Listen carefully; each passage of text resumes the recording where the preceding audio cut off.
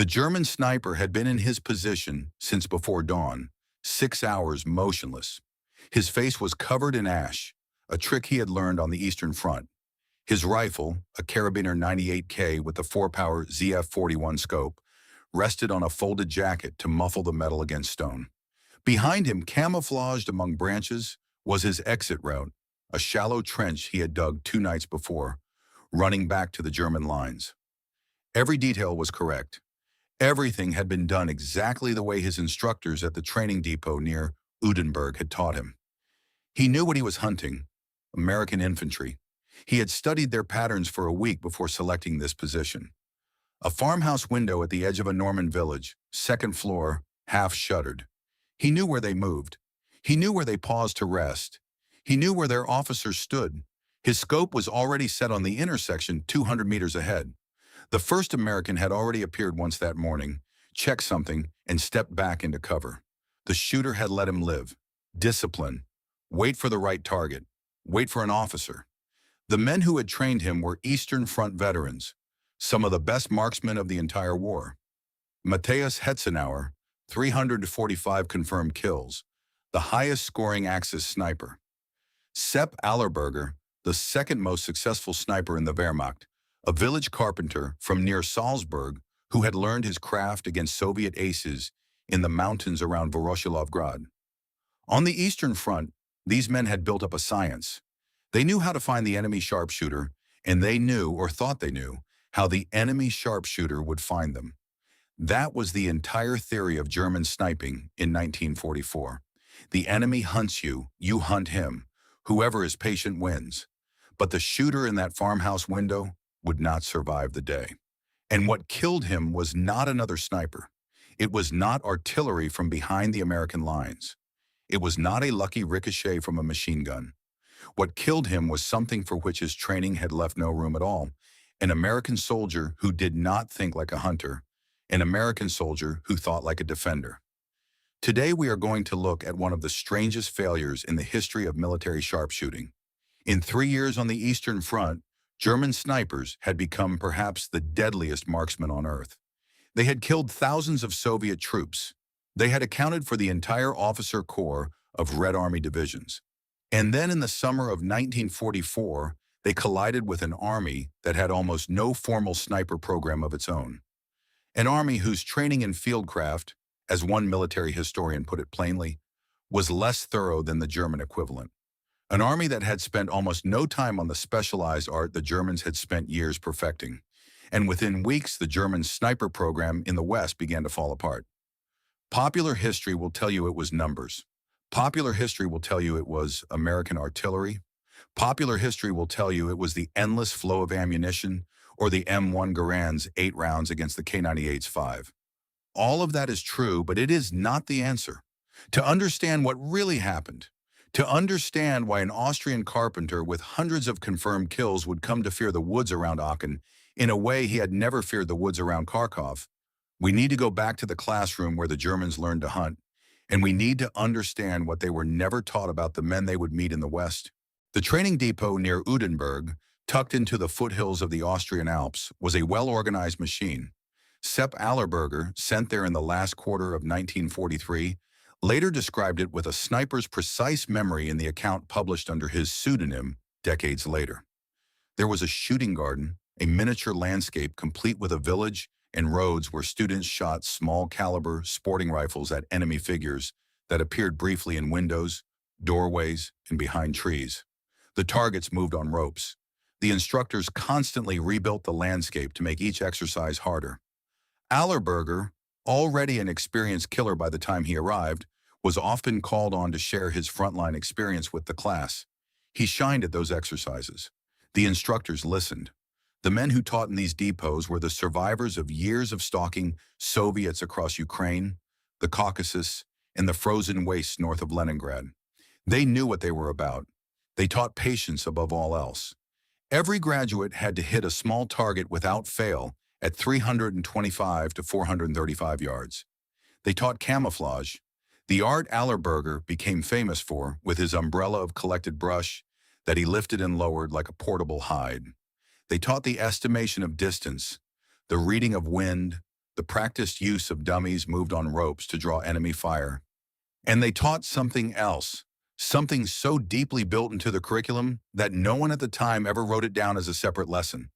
They taught how to think like the enemy marksman. This was the entire logic of the Eastern Front.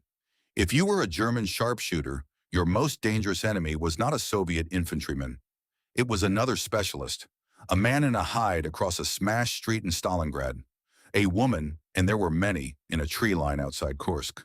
Somebody who thought the same way you did, saw terrain the same way you did, had learned by staying alive that this bush is too obvious, and that window is too dark, and that ledge is where an eye would go first. Every German training exercise was at its core an exercise in mirror thinking. Where would he hide? Where would he shoot from? What position would draw his fire first? The Germans got very good at this. So good that they became, in the words of one British sniper report from Normandy, quite exceptional in their ability to remain concealed while identifying and engaging targets at ranges up to 1,000 meters. The system worked. It worked because the Soviets were building an identical system. Vasily Zaitsev, the most famous Soviet marksman, had been a hunter of wolves in the Ural Mountains before the war. When he stalked Germans in the ruins of Stalingrad, he was doing something he had done all his life, a hunter looking for another hunter. The Germans and the Soviets fought a 2-year duel in which both sides thought the same thoughts about the same terrain. But here is what nobody in the classroom at Udenberg realized. They were not building marksmen who could kill any enemy. They were building marksmen who could kill an enemy who thought like a marksman. The whole curriculum assumed that the man on the other side of the field would ask the same question. Where is the shooter? How does he see me? For the Germans, this was not a bug. It was the entire foundation of their success. And in June of 1944, the machine that had been perfected against Soviet aces was moved to the West, where it would meet for the first time in years of war an opponent who was not playing the same game at all. At first, the results looked like a total German victory. In the first weeks after D-Day, American units in the Bocage, the ancient hedgerow country of Normandy, were being systematically picked apart. The Wikipedia summary of the period is, in its rare understatement, this. The U.S. Army's lack of familiarity with sniping tactics proved disastrous in Normandy. American after-action reports from June and early July of 1944 describe the same scene over and over. A platoon moves into a field. One man goes down. The rest hit the ground, and then they are eliminated one after another by a single rifle they never see. This should have been a preview of a long, slow bleeding, every field costing a squad, every hedge costing a lieutenant. If the German program in the West had continued to work the way it had worked in the East, the Normandy campaign might have taken twice as long, and the road to Berlin might have cost the Americans 100,000 additional casualties. But that is not what happened. Something began to shift by mid-July, and by August, the same shooters who had been massacring platoons in June were the ones being hunted through the tree lines. What changed? The answer starts with something the German instruction had never accounted for. It starts with the men who were walking down those Norman lanes with M1 Garands in their hands, looking at hedges with eyes that had been trained in a school no army ever built. It starts with what those men had done, most of them before they had ever been drafted because a lot of them had grown up hunting deer. The American infantryman of 1944 was not by any measure a specialist. He had gone through basic training, about 8 weeks of general military instruction at places like Fort Benning or Camp Walters. He had shot on the rifle range. He had learned to keep his weapon clean. He had drilled on formations, small unit tactics, first aid. Then he'd been shipped to specialized training, then to overseas replacement depots, and eventually to a unit somewhere in Europe, often as a green replacement for a man who had just been killed. He was not a hunter of men. The Army had made almost no attempt to teach him to be one. The 296th Infantry Regiment did some sniper training in Puerto Rico in early 1943. Photographs survive of soldiers climbing palm trees with pole climbers, learning to hide in the fronds. But this was isolated. The formal American sniper program during the war remained, in the assessment of one recent history, haphazard indeed, dependent almost entirely on whether an individual commander cared enough to build a course. When the U.S. Army Sniper School was finally established in 1987, It was an explicit recognition of a gap that had lasted more than 4 decades. So, who was he? This ordinary soldier the Germans were about to meet, he was statistically a rural boy. In 1940, the census recorded that roughly 43% of the American population lived in rural areas, on farms and small towns, in unincorporated communities where the nearest neighbor might be a half-mile down a dirt road. Rifle ownership in that world was not political the way it is today. It was practical. A firearm was how you kept coyotes off the chickens. A firearm was how you got venison in November when the meat had to last the winter. A firearm was a tool your father had shown you how to use when you were 9 or 10 years old. By 16, you could hit a rabbit at 70 yards from a standing position without particularly thinking about it. The Army did not have to teach these boys to shoot. It had to teach them to shoot within a system, to fire on command, to hold fire until command, to work with a squad. But the raw material of marksmanship was already there. When the American Rifleman correspondent visited the First Army in Normandy in July 1944, he wrote about specific individuals he'd interviewed, men who had been shooting colonels' protégés for 3 years in the same regiment, whose scores were mounting steadily as they picked German soldiers out of the hedges. These men were not products of an official school. They were rural marksmen who had been extraordinary shots since childhood, and the Army had simply given them a task. But shooting was not the important thing. Shooting was what the Germans expected. What the Germans did not expect was what the rural boys had been doing since they were small. They had been sitting in tree stands watching for deer. They had been walking creek beds looking for turkey. They had spent hundreds of hours, not tactical hours, not military hours, hours as a child, hours as a teenager, reading terrain from the perspective of the animal being hunted. Where does a deer bed down for the night? A deer beds down where it can see 2 directions and cannot be approached from behind. Where does a rabbit hide? Where the brush is thick and the ground is close? Where does a fox den where the wind carries approach smells away? None of this was military training. All of it was a form of terrain reading that came from the opposite side of the encounter. The hunter of animals is not thinking like a shooter. He is thinking like the animal. He is asking, what would I do if I were the thing being hunted? Where would I be if I wanted to see without being seen? This is a different question from the one the German specialist asks. The German asks, where do I shoot from? The American rural boy, without even naming what he was doing, was asking, where would I hide? That is defender's thinking, and it produced very different answers about the same piece of ground. Consider a Norman hedge. The German sharpshooter, thinking as an offensive shooter, evaluates it for fields of fire. Can I engage a road? Can I engage a field crossing? What is my exit route? He selects a position, often brilliantly, that gives him a wide arc of fire in multiple ways out. Now imagine the American soldier looking at the same hedgerow. He is not asking where he would shoot from. He is asking if a shooter were hiding here, where would he be? And his answer is not a hunter's answer. It is a hider's answer. It is the answer of a boy who spent years being invisible to deer. The German position, carefully selected, obvious to another sniper as a killing spot, was often equally obvious to an American who had spent his childhood being still. By late June of 1944, American units were still taking sniper casualties. But something was changing about how they responded.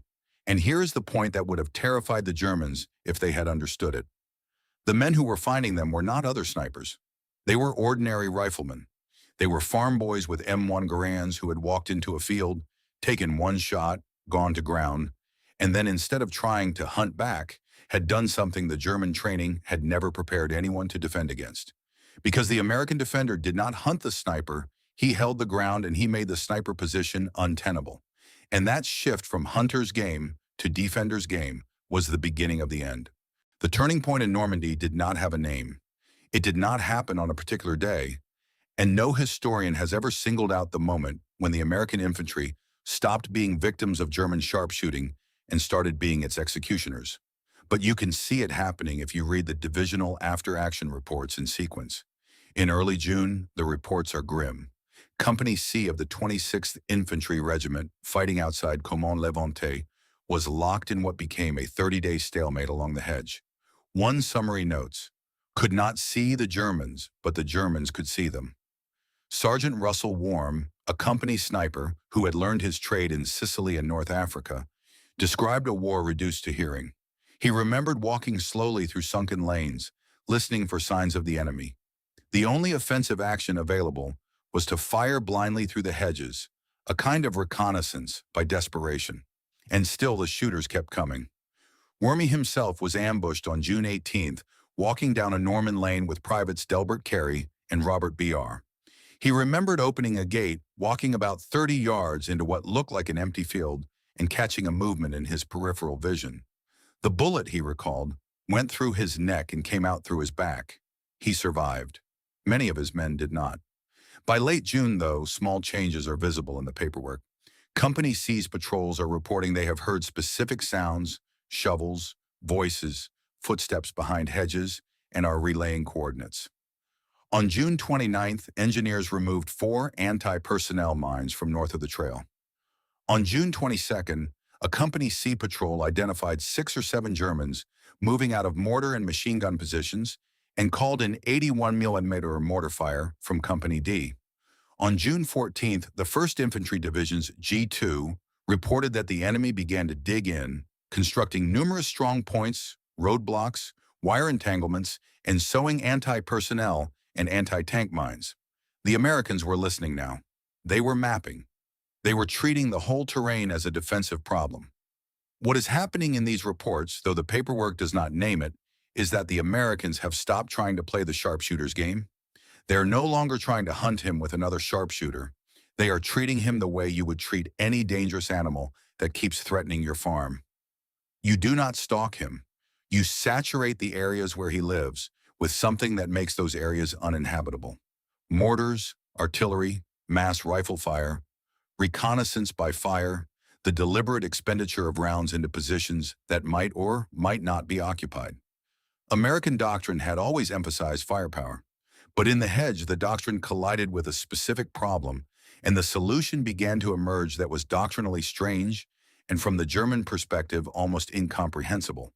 The Germans had trained to defeat a hunter, but the Americans were not sending hunters. They were sending farmers.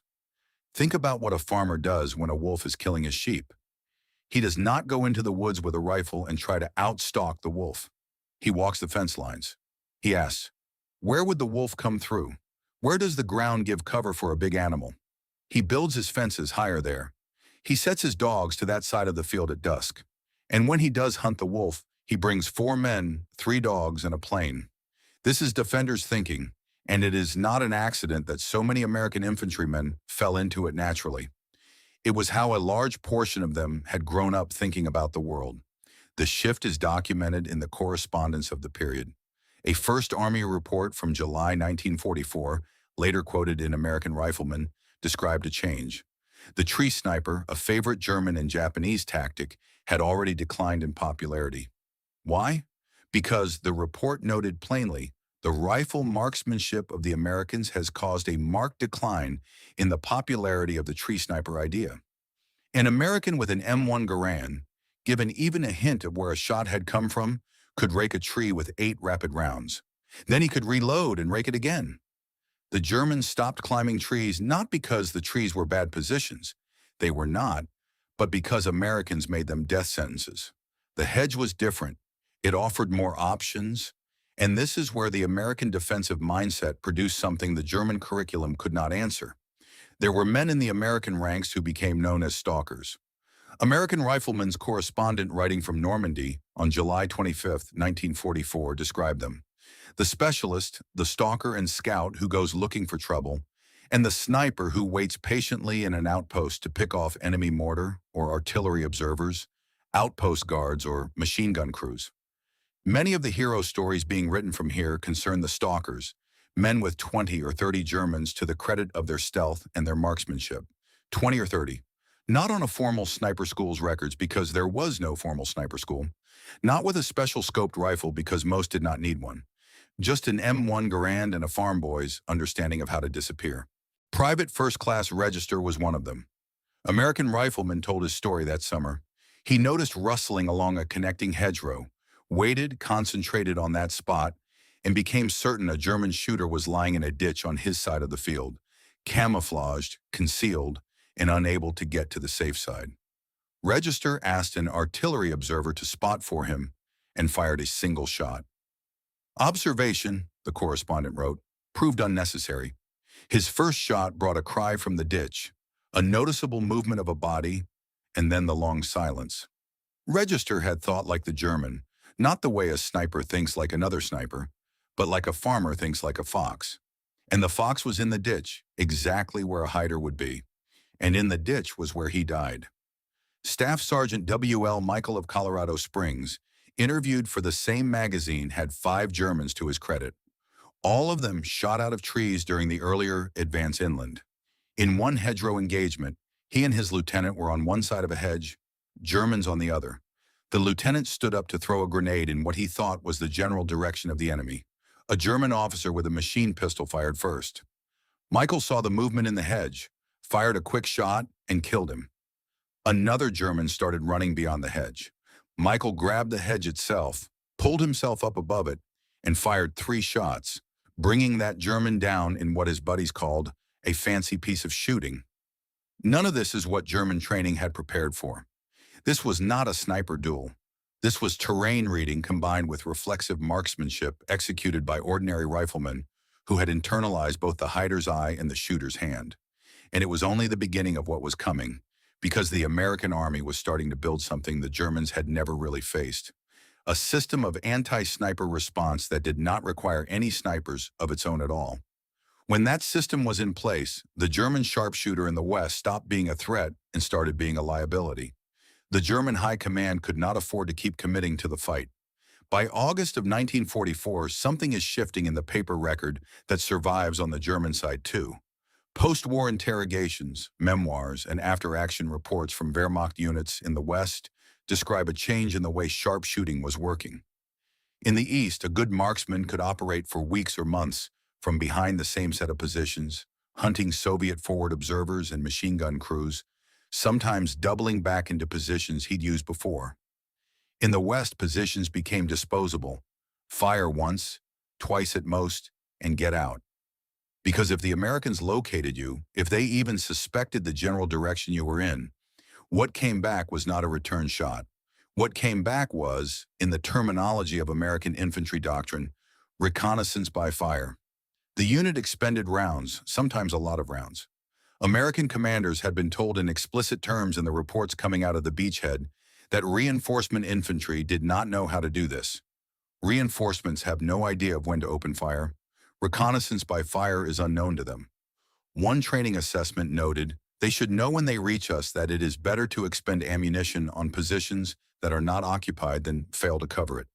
Better to waste bullets than to leave a German alive who had watched you walk. That was the operating principle.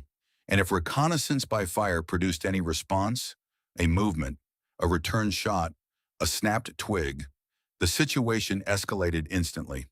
Mortars mounted at platoon and company level went into action within seconds. Artillery, if a forward observer could bring it, followed within minutes. American infantry doctrine at every level, from squad to division, was built around the calling of supporting fire. And the fire was massive. An American mortar section could put a dozen 60-millimeter rounds into a 100-square-meter patch of hedgerow before the man who had fired the first shot could realistically move. Sepp Allerberger on the Eastern Front had refined a technique of firing and immediately relocating. It was survivable there because Soviet mortar fire, while dangerous, was not always well coordinated at the tactical level. In the West, the coordination was completely different. American forward observers were embedded down to platoon level. When they called in a target, the response time was often under 2 minutes. A German sharpshooter, having fired a single shot, might not be dead, but he was often trapped. This is where the German training's assumption began to become a fatal weakness. The Wehrmacht sniper had been taught what to do when confronted by another sniper. He had not been taught what to do when confronted by 3 mortar tubes and a company of angry infantrymen who had watched their sergeant get killed. The Eastern Front had rarely presented that problem. The Western Front presented it constantly. By the fall of 1944, entering the woods of the Hurtgen Forest and the border battles around Aachen, German shooters in the West were surviving less time in the field than any specialists on the German side. Historian Dr. Robert Rush, whose work on the 22nd Infantry Regiment in the Hürtgen Forest is definitive, documented an 87% casualty rate for that regiment on its first day of fighting. Every man on both sides of that fight was dying, but the marksmen on the German side were dying disproportionately. And they were often not dying to counter snipers. They were dying to artillery. They were dying to mortar barrages that saturated their positions. They were dying because the Americans could not be baited into the classic sharpshooters duel. The German High Command, for its part, seems to have understood the problem in a language it could name. Interrogations of captured German shooters late in 1944 and into 1945 revealed a shift in the deployment doctrine. Increasingly, snipers in the West were being pulled back to defensive positions inside built-up areas, villages, towns, factory districts, where they could shoot from windows and disappear into cellars. The open country of the Hedge and later of the Ardennes and the Rhineland had become a killing zone for the men trained to hunt in it. And then there was the other thing, the thing that spread by rumor through the Wehrmacht faster than any official communication ever did. If you were captured as a sniper by American troops, you often did not survive the walk to the rear. This part of the war has been documented carefully and quietly in the post-war academic literature.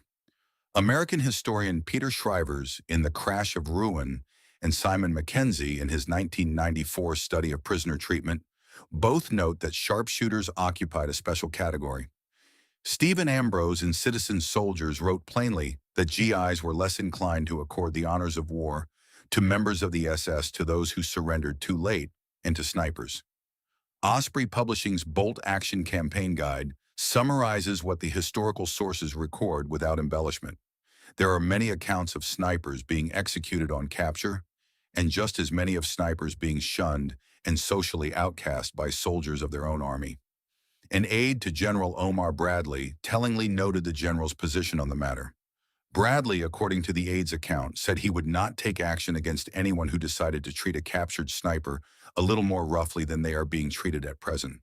If caught, the specialist could expect to suffer for his art.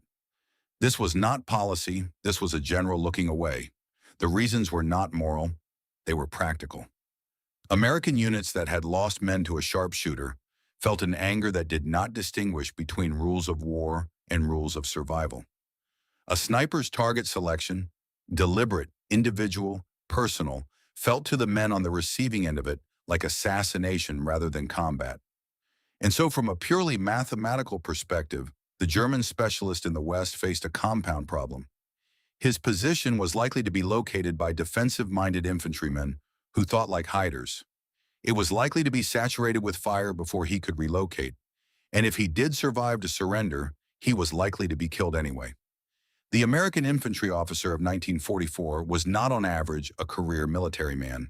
The U.S. Army had grown from about 190,000 men in 1939 to over 8 million by 1945.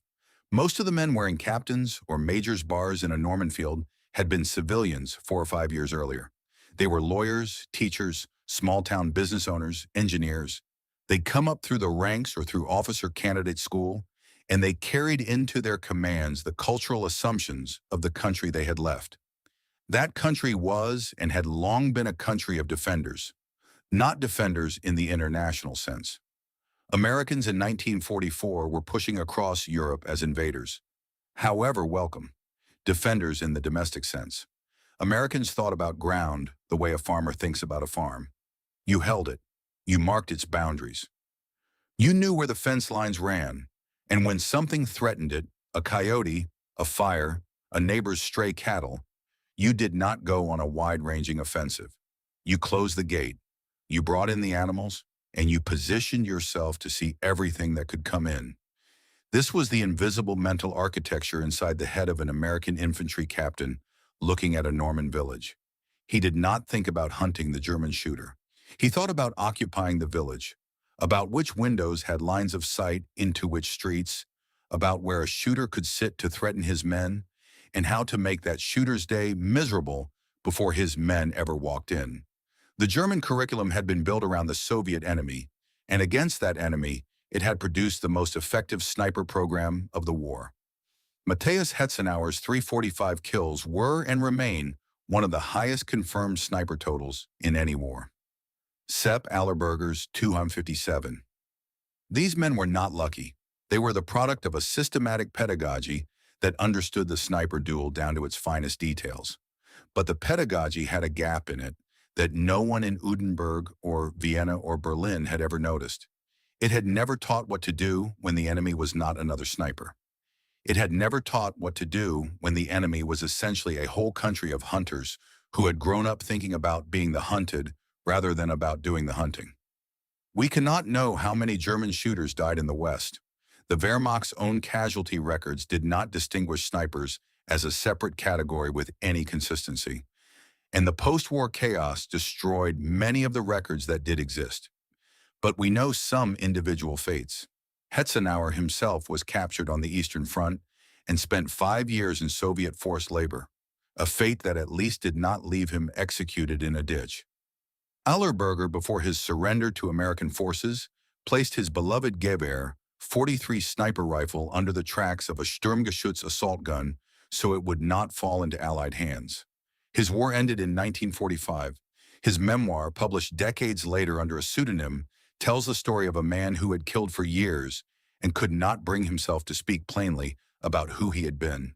There is one other haunting piece of evidence quiet in the archives from the second half of 1944 and into 1945.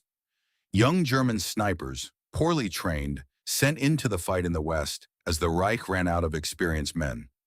They were often teenagers from Hitler Youth backgrounds. When they were compromised, they did not do what an experienced Eastern Front veteran would have done, which was slip out and try to survive to fight again. They stayed in their positions and shot until they ran out of ammunition or were killed. The Americans, in their gallows humor, called them the Suicide Boys. They disrupted operations badly, but they died in place at 18 or 19 in the corners of forests they'd never seen before that week. The men who defeated all of them are, in most cases, unknown. There is no monument to the American infantry captain who taught his platoon to fire at every shadowy hedgerow before crossing an open field. There is no textbook chapter on the anonymous farm boy from Kentucky or Iowa or Vermont who looked at a Norman tree line and asked the question no German instructor had ever anticipated. Where would I be if I were the one being hunted? The verdict on this small, forgotten piece of the war is this: the Germans built the best sniper program of the Second World War. It was the product of years of Eastern Front experience, disciplined pedagogy, and a national tradition of marksmanship that reached back centuries. In the East, it worked brilliantly. In the West, it collided with something that was not a sniper program at all. A national reflex embedded in millions of ordinary men of thinking about ground the way a defender thinks about it. Not where do I shoot from, but where would someone be if they were trying to shoot me? Not the hunter's question, the hider's question. And the hider's question asked by enough ordinary men added up to the end of German sharpshooting in the West. Not because those ordinary men outshot the specialists. They did not. Almost none of them individually could match a Hetzenauer or an Allerberger with a rifle at 800 meters. But they did not need to.